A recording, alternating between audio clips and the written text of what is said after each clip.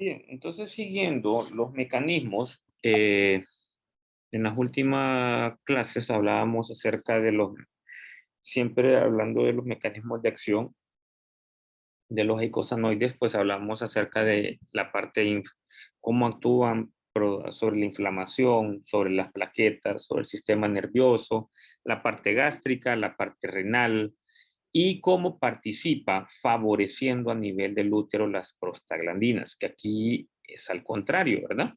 Que aquí más bien es un agonista. Entonces aquí los fármacos más bien se vuelven fármacos agonistas que favorecen lo que es su acción. Al contrario, al contrario de lo que es aquí, que son fármacos que son antagonistas de prostaglandinas, como son los AINES. Si continuamos con los mecanismos, también tenemos mecanismos sobre la fiebre, ¿verdad? Entonces, el mecanismo pirético, ¿cómo actúa sobre la fiebre? Pues sobre las citocinas. ¿Cuáles son esas citocinas? Pues en general tenemos diferentes tipos de citocinas, como ser la interleucina 6, la 1, los interferones, que estos son químicos, ¿verdad? Que nuestro cuerpo tiene, son químicos, estas citocinas son químicos que mi cuerpo libera ante situaciones donde puede haber fiebre. Entonces, vamos a ver que el cuerpo va a liberar interleucina 1, el 6, interferón alfa, beta, el factor de necrosis tumoral alfa, el TNF alfa, y estos a su vez van a aumentar la síntesis de esta prostaglandina, la prostaglandina E2, que a nivel de los ventrículos del cerebro van a aumentar el AMP cíclico, que a su vez va a estimular el hipotálamo, y como el hipotálamo es el centro regulador de la temperatura corporal, entonces Pero ya, al ver esto elevado, entonces va a desencadenar lo que llamamos nosotros la fiebre. Entonces así es como se desencadena la fiebre, y así es como al dar acetaminofén o paracetamol es que actúa sobre esta prostaglandina especialmente para disminuir lo que es la fiebre. Entonces, por eso es que el paracetamol o el acetaminofén es el mejor medicamento para disminuir la fiebre. Ojo, pero siempre recordemos que no es un AINES puro, porque el acetaminofén y el paracetamol lo hace a nivel de sistema nervioso central, y los demás medicamentos lo hacen a nivel del sistema nervioso periférico y no tiene el mismo mecanismo de acción que los demás AINES.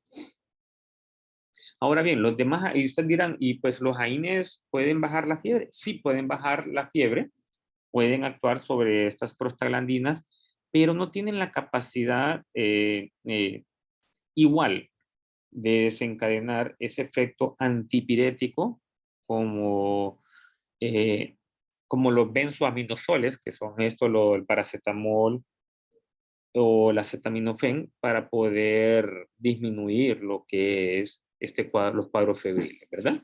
Entonces, en ese sentido, por eso preferimos nosotros utilizar en ese sentido lo que son estos medicamentos en lugar de los AINES.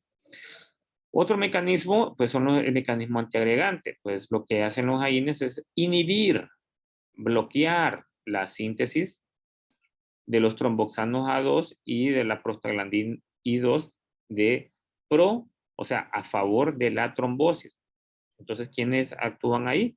Algunos AINES. ¿Cuál es el principal AINES que hace esto? La aspirina, la ASA, como la conocemos nosotros. La aspirina, el ácido acetil salicílico, lo que hace es inhibir el tromboxano A2 para no favorecer la trombosis y así disminuir la agregación plaquetaria, inhibir la agregación de las plaquetas.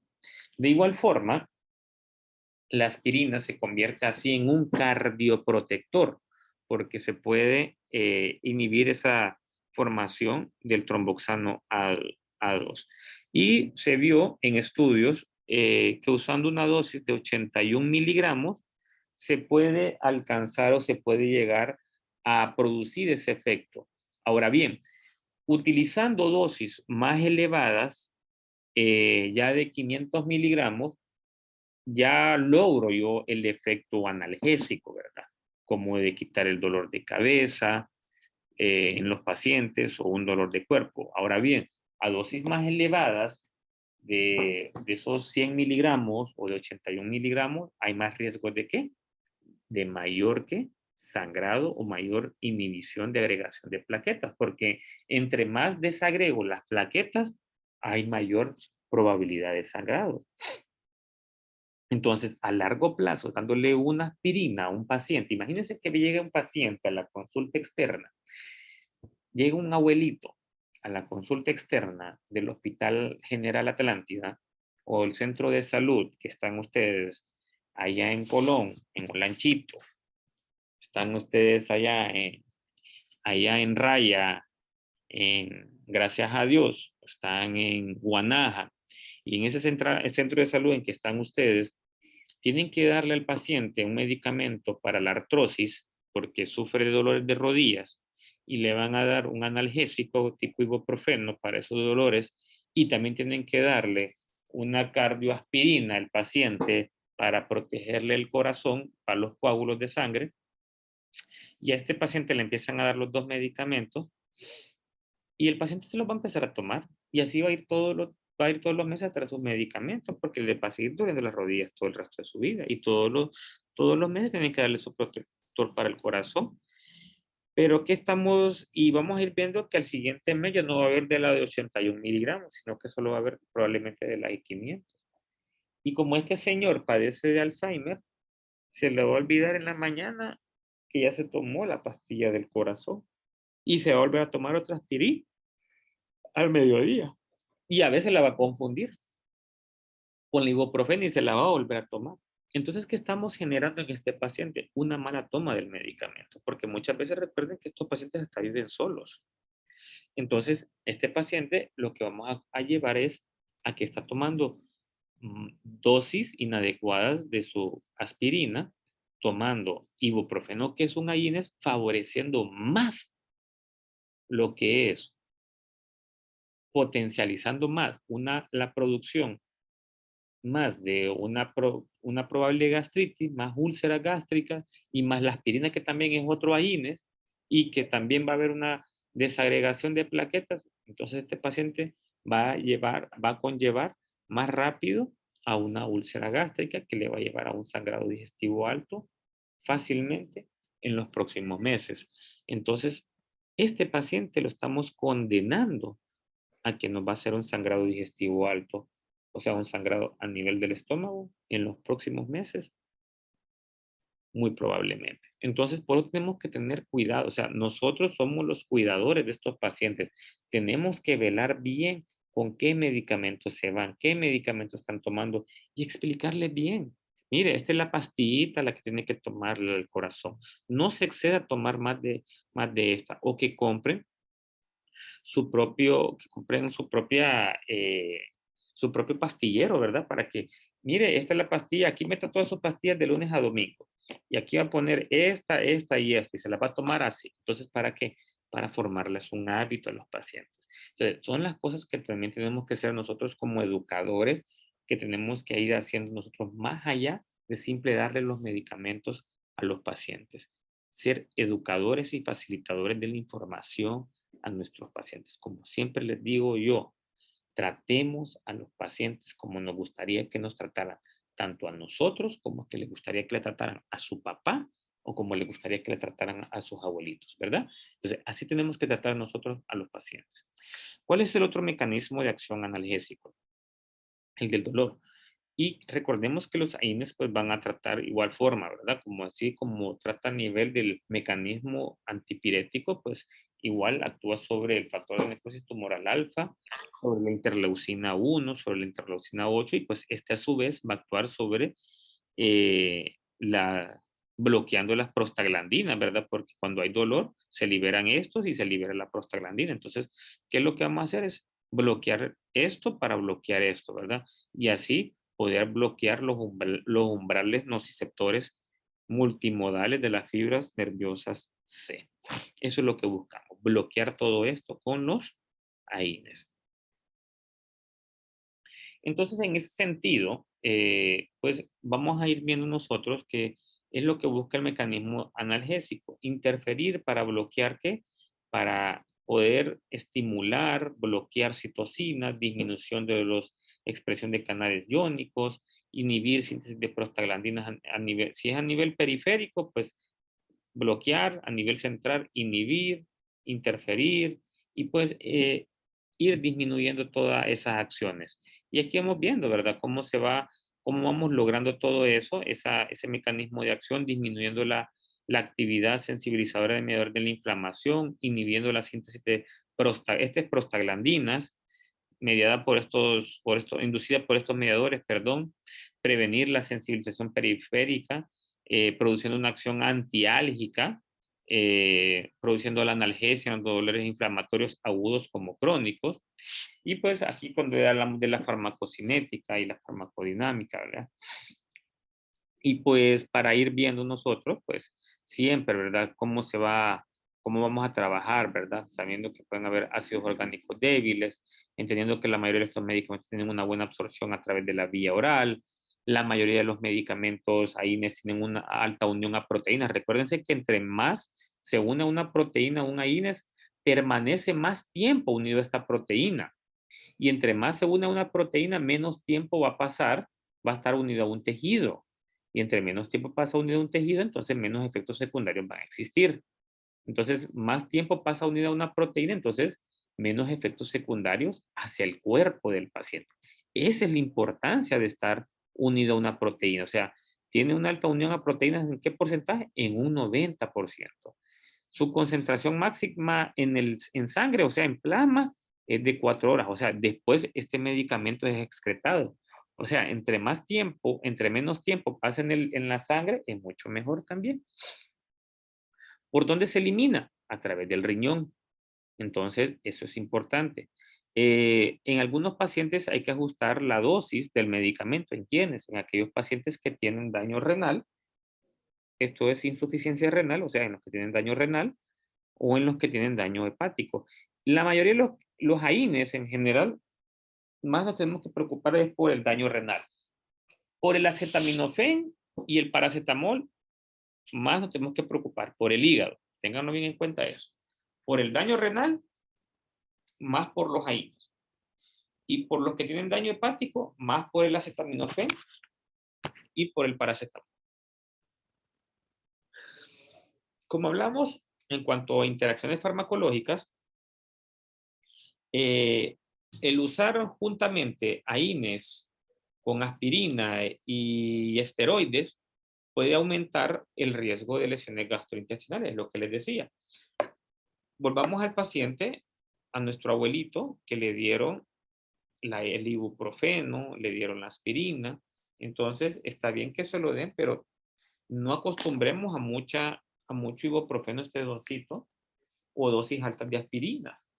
O si la aspirina, mejor cambiársela por otro tipo de medicamento para que proteger ese corazón. Entonces, en ese sentido, y si le vamos a dar un AINES para la rodilla, mejor démosle un AINES más selectivo, que ya lo vamos a ver, que son los inhibidores de COX-2. Pero normalmente nosotros lo que tenemos en los centros de salud son inhibidores de COX-1.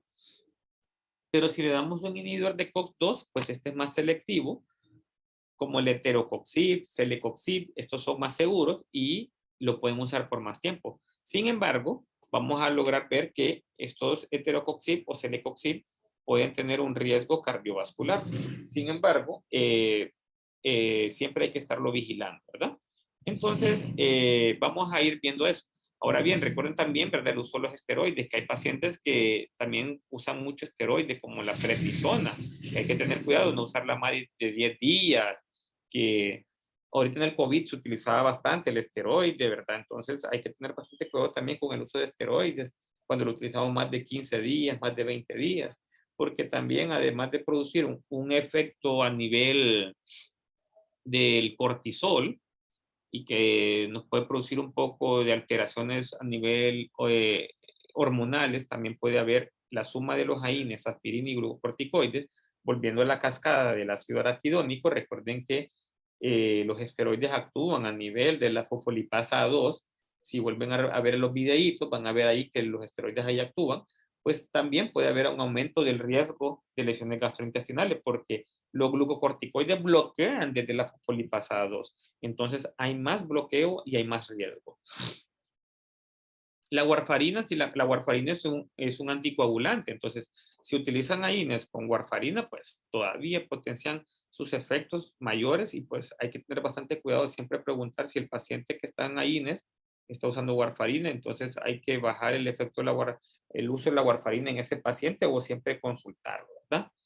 En los pacientes que están con medicamentos para la presión, siempre van a usar AINES, pregunten siempre, tienen que estar preguntando, no me va a afectar que esté usando yo medicamentos para la presión como la enalapril, la furosemida, el atenolol, porque estos medicamentos a largo plazo pueden antagonizar, o sea, pueden bloquear el efecto de los antihipertensivos. Entonces, siempre hay que preguntar, ¿verdad? Porque en algunos casos se ha visto que disminuye el efecto del medicamento de la presión cuando yo utilizo los AINES.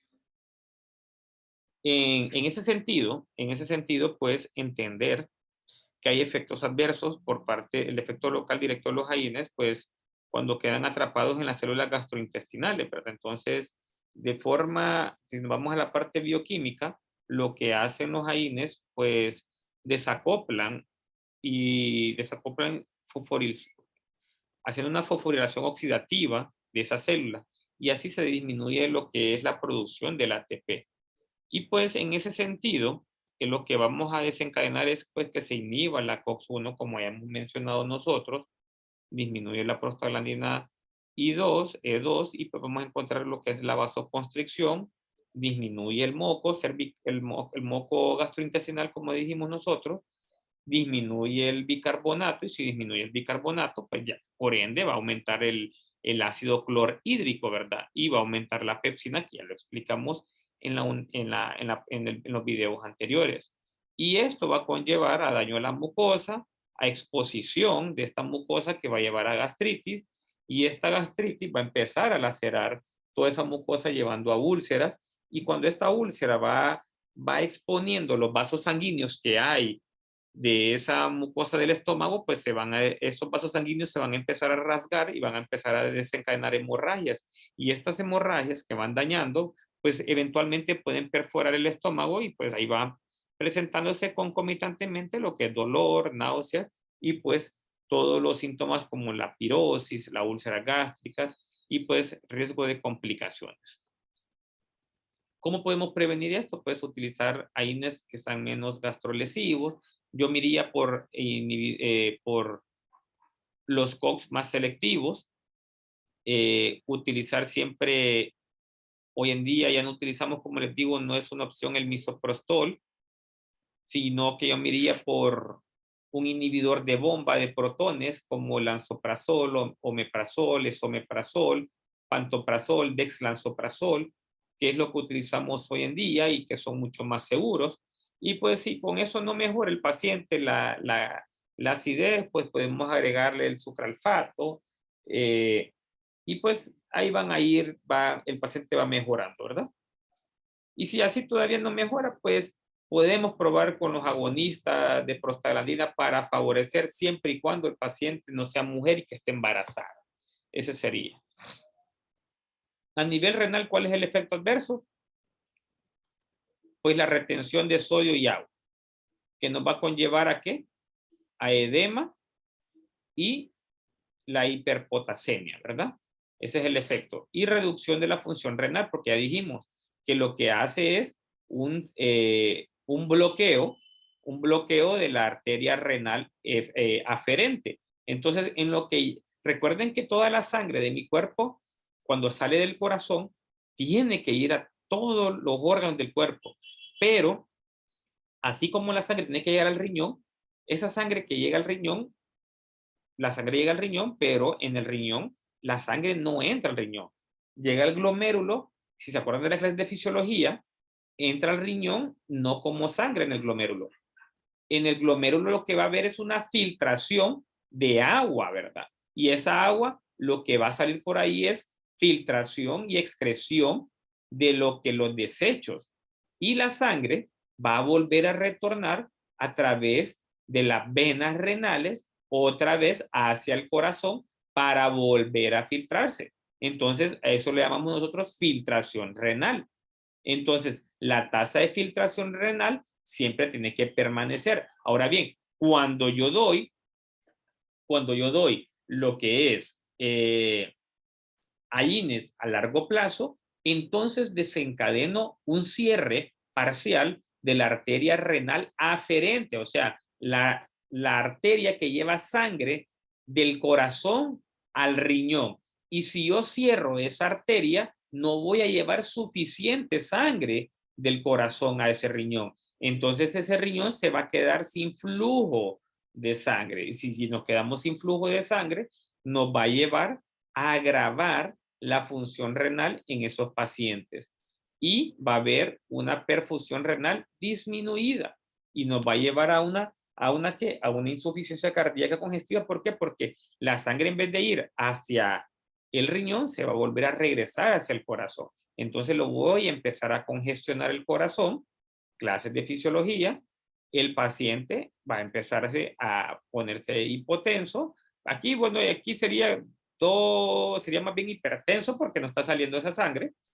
Sí va a estar hinchado, ascitis.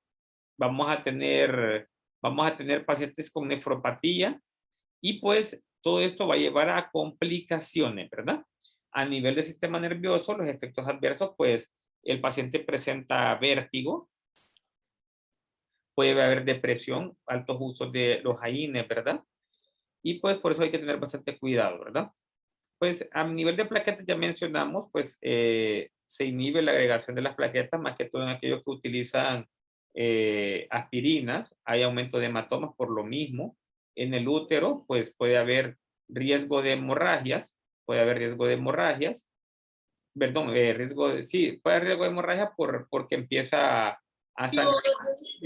Orgulloso de su música, orgulloso. Dayanara, por favor, apagar su micrófono. Riesgo de hemorragia cuando empieza a haber el uso del misoprostol.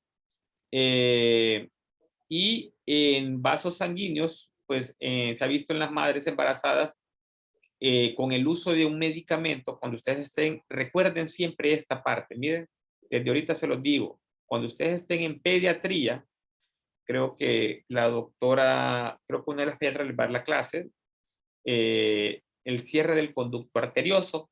En fisiopato ustedes van a ver eso por un medicamento y vamos a ir viendo nosotros que cuando se utiliza prácticamente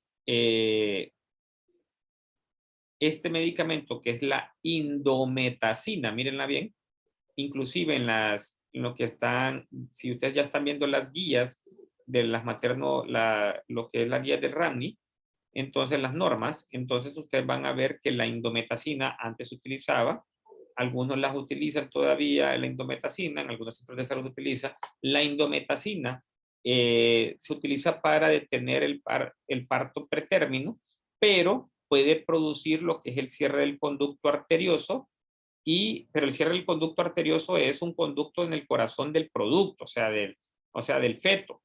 Y si yo cierro ese conducto arterioso, más bien puedo producir un daño en el producto mientras esté el producto adentro de la mujer. Entonces, eso yo lo voy a hacer cuando yo ya sé que yo tengo que sacar ese niño antes, ¿verdad? Entonces, si yo sé que es un parto prematuro que lo voy a sacar, entonces le doy indometacina, se hace el trabajo de parto y yo sé que yo lo hice por esa razón. Entonces, ahí vamos entendiendo un poquito más de todo eso. Y a veces hay hipersensibilidades, ¿verdad? Como el angioedema, pues es lo que yo les decía, ¿verdad? Las alergias y pues que hoy en día sean mucho más frecuentes. Y esto es el famoso síndrome Steven Johnson, secundario a las reacciones por los AINES, que se van dando mucho más frecuentes en los pacientes y que son reacciones, miren lo que pasa en una piel escaldada por el uso de los AINES y es una reacción autoinmune que se da por el uso de los AINES. Entonces, hay muchos medicamentos de usos terapéuticos, ya lo hemos hablado aquí, ¿verdad? Y hay unos que más que otros que los desencadenan. ¿Cuál es la selección adecuada? Siempre va a ser en relación a la edad del paciente. Tiene que haber una ingesta previa de AINES, siempre preguntar. Siempre los costos, hay que cuidar la bolsa al paciente, tampoco hay que dar cualquier medicamento. No combinar AINES, nunca combinen AINES, que nunca va a favorecer que el paciente mejore más rápido, y menos en los hospitales.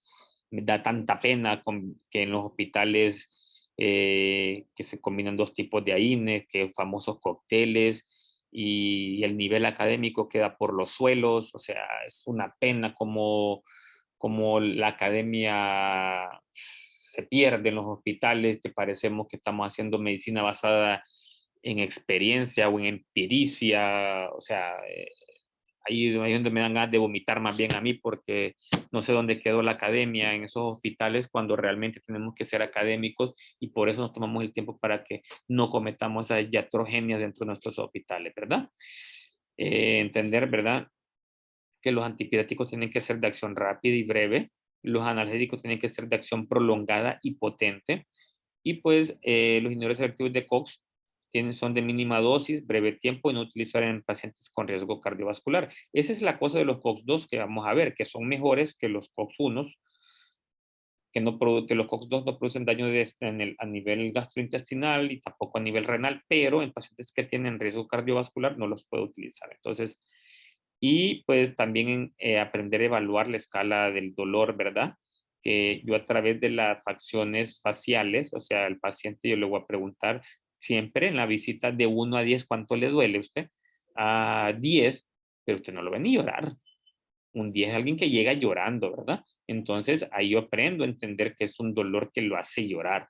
O le pregunta, ¿lo hace llorar el dolor? Fíjese que no, ok. Como entonces 10 es un dolor que llora, ok. Entonces yo creo que siento como un 5, un 6. Entonces ustedes van viendo esa escala del dolor para que ustedes vayan viendo cuánto dolor tiene su paciente, porque en base a eso usted va a aprender a escalar y aprender a entender cómo vamos a clasificar a nuestro paciente según eso. Entonces, para mañana también quiero que ustedes que estudien el escalón del dolor. Quiero que lo estudien, ¿verdad? Para que miremos cómo vamos a escalar dolor. Yo voy a hacer unas preguntas en cuanto a eso, y que miremos las escalas de evaluaciones con cuáles vamos a ir haciendo la escalinata del dolor. Entonces, vamos a dejar esto aquí.